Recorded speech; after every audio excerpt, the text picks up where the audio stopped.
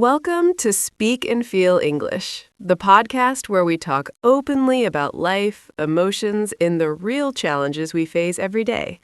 I'm Mia, and I'm here with Ethan. Today, we're starting a deep and honest conversation about something that affects all of us: money. Ethan, let's start simple. When you hear the word money, what's the first feeling that comes to your mind? Honestly, pressure. I think a lot of people feel that.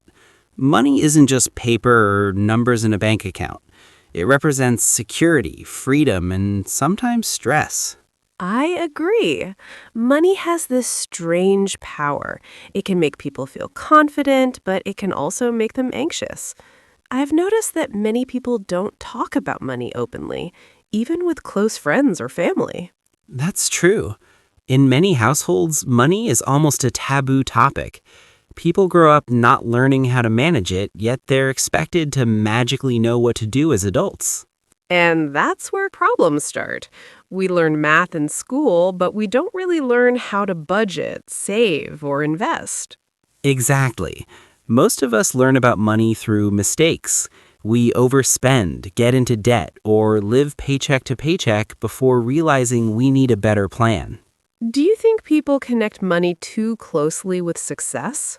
Definitely. Society often tells us that if you make a lot of money, you're successful. But I don't think that's the full picture. Same here. I believe success should include peace of mind, good health, and meaningful relationships, not just income. Right. You could earn a high salary and still feel empty or stressed all the time. That's why our relationship with money matters more than the amount we have. Well said. Money should be a tool, not a source of constant fear. And learning how to use that tool wisely can completely change your life. So, Mia, let's talk about childhood and money. I really believe that our early experiences shape how we think about finances as adults. Absolutely. When we're kids, we observe everything. If our parents were constantly worried about bills, we grow up associating money with stress. And if we saw them spending freely, we might grow up thinking money is always available. Exactly. Neither extreme is healthy on its own. Balance is important. I remember growing up in a home where saving was a big deal. My parents always talked about putting money aside just in case. That probably made you more cautious. It did. I still find it hard to spend on myself without feeling guilty. That's interesting. I grew up in a house where we didn't talk much about money. It was almost invisible, but I could sense tension. So you felt it, even if no one said it. Yes, and as an adult, I had to teach myself what budgeting even meant. Many people are in the same situation. They leave home with no financial education, only emotional memories. Which means they carry beliefs like, I'm bad with money, or I'll never be rich. Those beliefs become self-fulfilling. Exactly. If you think you're bad with money, you don't even try to improve. That's why awareness is the first step. You have to ask yourself, where did my money habits come from? And then decide which habits you want to keep and which ones you want to change. Changing habits isn't easy, though. No, but it's possible. Small steps matter. Like tracking your expenses for a month. Or setting a simple savings goal. Even saving a small amount builds confidence. And confidence changes your mindset. Once your mindset changes, your actions follow. Now let's move into the practical side of money. Budgeting and everyday choices. Budgeting sounds boring to a lot of people, but it's actually freedom. I love that you said that. People think a budget means restriction, but it really means clarity. Exactly. When you know where your money is going, you feel more in control. I used to avoid looking at my bank account because I was afraid of what I'd see. I've been there too.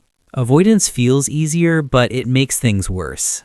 Once I finally wrote down my expenses, I realized I was spending a lot on small things that didn't even make me happy. That's a big realization. Small daily purchases add up quickly.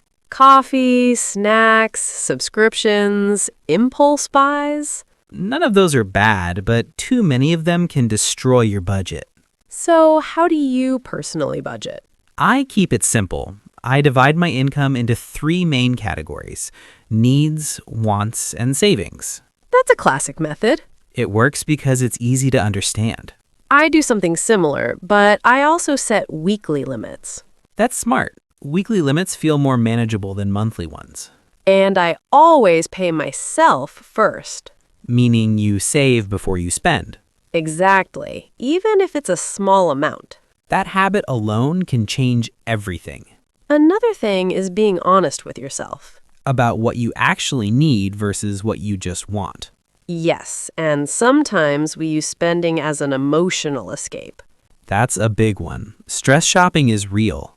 When you notice that pattern, you can start replacing it with healthier habits. Like going for a walk, journaling, or talking to a friend. Money management is not just math, it's emotional. Very true. Let's talk about saving and preparing for the future. Saving sounds simple, but for many people, it feels impossible. Especially if you're living paycheck to paycheck. That's why I think we should change how we define saving. What do you mean? People imagine saving as putting away a large amount, but saving can start with very small steps. Even $5 or $10 regularly makes a difference. Exactly. It's more about building the habit than the amount. One of the most important types of savings is an emergency fund, Yes, money set aside for unexpected situations. like medical bills, car repairs, or job loss. Having an emergency fund reduces fear. It gives you breathing room. I remember the first time I had enough savings to cover a few months of expenses, I slept better. That peace of mind is priceless. Another part of future planning is thinking long-term. Retirement, investments, and growth. Some people avoid these topics because they feel overwhelming. But you don't need to know everything at once. You just need to start learning. Even basic knowledge about investing can help. And it's okay to ask for help or advice. What matters is taking responsibility for your future, Not relying on luck. or hoping someone else will save you. Your future self will thank you for the effort you make today. That's a powerful thought. Let's talk about mindset, because this is where everything comes together. I believe your thoughts about money influence your results more than your income does. That's so true. 2 people can earn the same amount, but one feels stable and the other feels broke. The difference is how they think and behave.